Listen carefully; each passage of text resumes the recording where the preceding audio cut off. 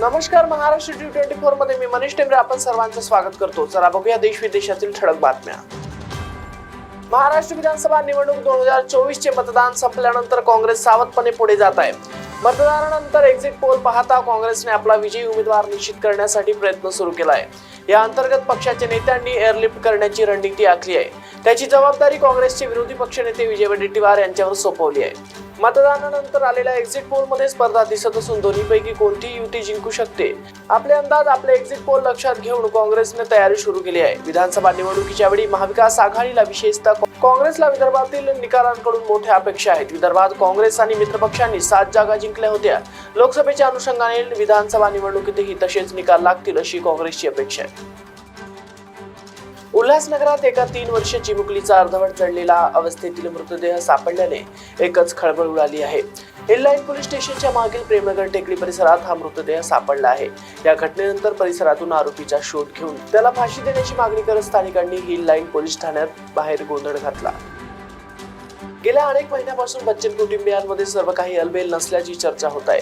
यावरून असंख्य बातम्या समोर आल्या आहेत। अभिषेक बच्चन आणि ऐश्वर्या राय बच्चन यांनी अंबानीच्या ग्रँड लग्न सोहळ्यात स्वतंत्रपणे उपस्थिती दर्शवली आणि तेव्हापासून सर्वांच्या भुया उंचावल्या आहे। ही जोडी घटस्फोट घेत असल्याची चर्चा होत असून बच्चन कुटुंबाने आतापर्यंत सर्व अंदाज आणि वृत्तांवर मौन बाळगले होते। गुरुवारी अमिताभ बच्चन यांनी ब्लॉगवर एक लांबलचक नोट लिहिली। यामध्ये त्यांनी याविषयी लिहिले आहे की ते त्या कुटुंबाबद्दल जास्त का बोलत नाही। असे लिहिले आहे की इतरांपेक्षा वेगळे वागण्यासाठी आणि जीवनात त्या वेगळेपणाचा उपस्थितीवर विश्वास ठेवण्यासाठी प्रचंड धैर्य आणि प्रामाणिकपणा लागतो। कुटुंबाबद्दल मी फार क्वचितच बोलतो कारण ते माझे क्षेत्र आहे आणि माझ्या गोपनीयता मी राखली पाहिजे। तर्क हे केवळ तर्कच असतात, ते पडताळणी न करता अंदाज बांधून केलेले तर्क असतात असे ते म्हणाले।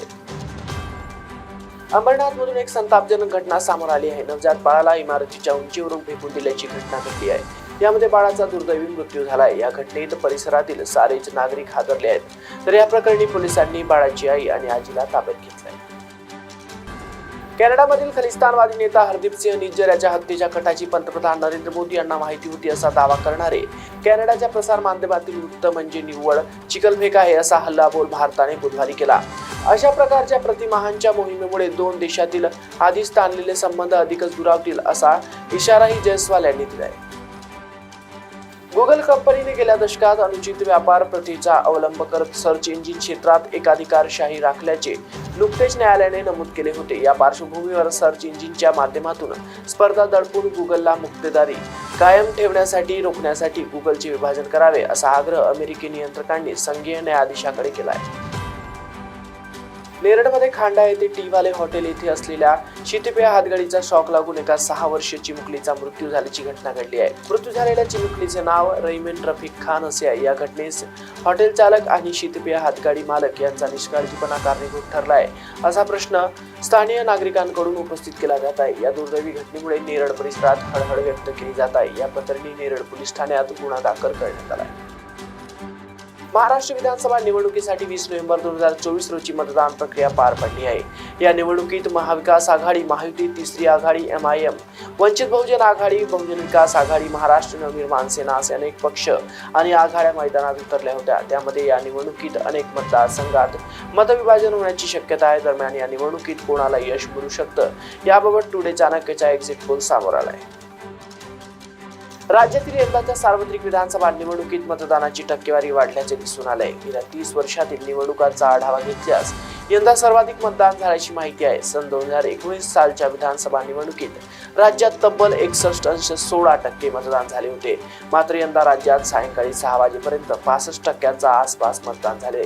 अंतिम आकडेवारीनुसार मतदानाची टक्केवारी 65.10% गेल्याचे समजते। राज्यातील 288 विधानसभा निवडणुकांसाठी झालेल्या मतदानानंतर अनेक एक्झिट पोलमधून राज्यात महायुतीला स्पष्ट बहुमत मिळेल असा अंदाज वर्तवला जात आहे। तर काही सर्वेक्षणातून महाविकास आघाडीलाही बहुमताचा आकडा गाठता येईल असा अंदाज आहे। विशेष म्हणजे यंदाच्या निवडणुकीत एक्झिट पोलमध्ये आकडेवारी पाहिल्यास राज्यात अत्यंत चुरशीचा सामना होत असून अपक्ष व इतरांकडे सत्तेचा चाव्या जाण्याचाही अंदाज वर्तवण्यात येत आहे। त्यामुळे सध्या मुख्यमंत्री पदासाठी चांगली स्पर्धा पाहायला मिळत आहे। राज्यात मी पुन्हा येईन म्हणत भाजप नेते देवेंद्र फडणवीस यांनी राज्यात सरकार पुन्हा स्थापन केलं, मात्र मुख्यमंत्री पदाची माळ त्यांच्या गळ्यात पडली नाही। याउलट शिवसेनेतील बंडानंतर एकनाथ शिंदे यांना मुख्यमंत्री पदाची संधी मिळाल्याने राज्यात राजकीय गणितच वेगळं पाहायला मिळत आहे। त्यामुळे 2024च्या निवडणूक निकालानंतर मुख्यमंत्री कोण होणार याची उत्सुकता सर्वांना लागली आहे। आजच्या विशेष बातमीपत्रात एवढंच। अधिक माहितीकरिता बघत रहा महाराष्ट्र T24।